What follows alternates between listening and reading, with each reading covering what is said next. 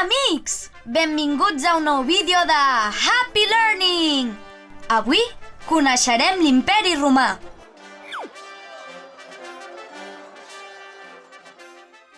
La llegenda diu que Roma va ser fundada per Ròmul i Rem, dos germans que van ser criats per una lloba.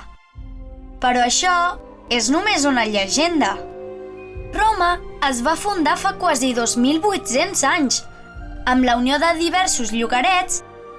Al principi, la ciutat era una monarquia, els que hi manaven eren els reis, però més tard es va convertir en una república. Sabeu què és això? Una república és una forma de govern que no té reis ni reines, sinó que els polítics prenen les decisions que creuen convenients. La República de Roma va durar durant molts segles, fins que fa uns 2.000 anys va començar el que coneixem com l'Imperi Romà. En un imperi, tot el poder està a les mans d'un emperador, que és com un rei de reis.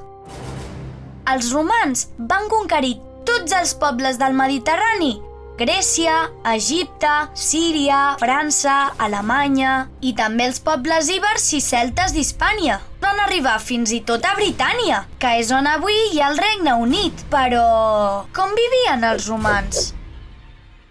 La societat romana es dividia en diversos grups. Els patricis eren els nobles i tenien molt poder. Eren polítics i militars, homes rics i poderosos. Per sota seu hi havia els plebeus. Al poble eren grangers, artesans i treballadors en general. I per últim, a l'esglaó més baix, hi havia els esclaus, que solien ser presoners de guerra. La guerra era una activitat molt important pels romans. Tenien grans exèrcits que estaven formats per uns soldats esfereïdors que anomenaven legionaris. Gràcies a ells van poder conquistar cada racó del Mediterrani. Els romans, a més, eren grans enginyers i arquitectes i van dissenyar unes ciutats molt ordenades i amb grans comoditats. Tenien aqüeductes per portar l'aigua d'un lloc a l'altre, ponts per travessar rius, circs, teatres, balnearis i fins i tot escoles. Els nens romans anaven a l'escola, com nosaltres!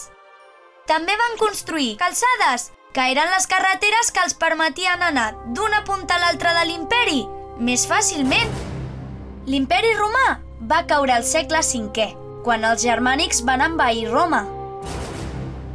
En aquell mateix moment, amb la caiguda de l'imperi, va començar l'edat mitjana.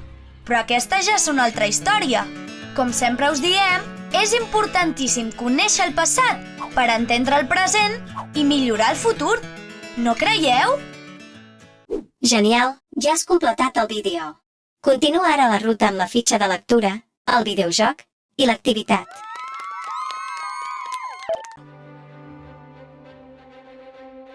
L'edat antiga comença l'any 4000 abans de Crist, amb l'aparició de l'escriptura, i s'acaba amb la caiguda de l'Imperi Romà d'Occident l'any 476 després de Crist.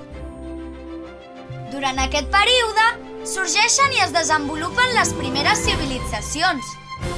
Mesopotàmia, amb les primeres ciutats-estat de la humanitat. Egipte, amb els faraons i les piràmides.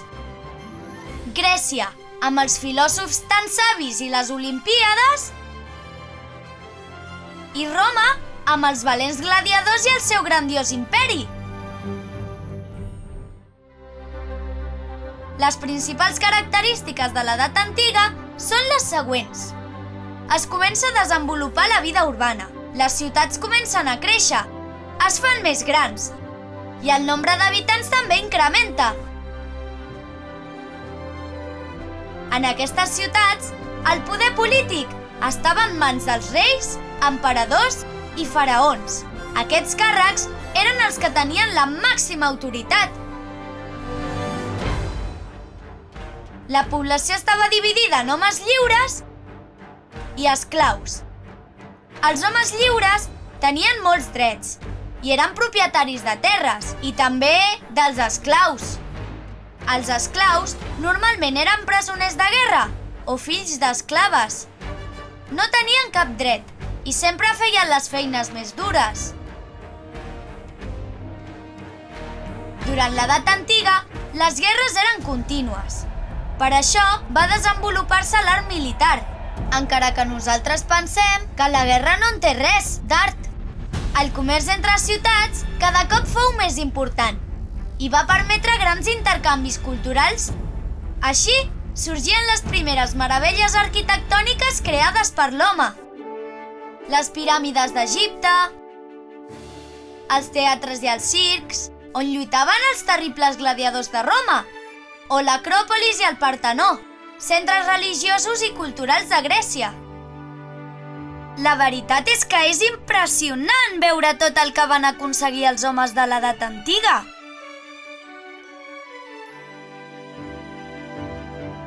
A Happy Learning creiem que és importantíssim conèixer el passat per entendre el present i millorar el futur. Sobretot és molt important conèixer els errors del passat per no tornar-los a cometre mai més. Busca'ns i subscriu-te al canal de YouTube de Happy Learning.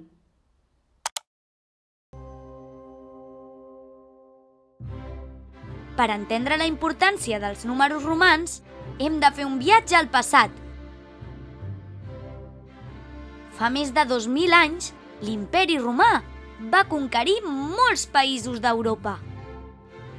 I aquests països van adoptar el seu idioma, el llatí, i també els seus números, encara que, amb el pas del temps, aquests números van anar deixant de ser utilitzats i la majoria dels països van començar a utilitzar la numeració aràbiga, que és la que utilitzem actualment.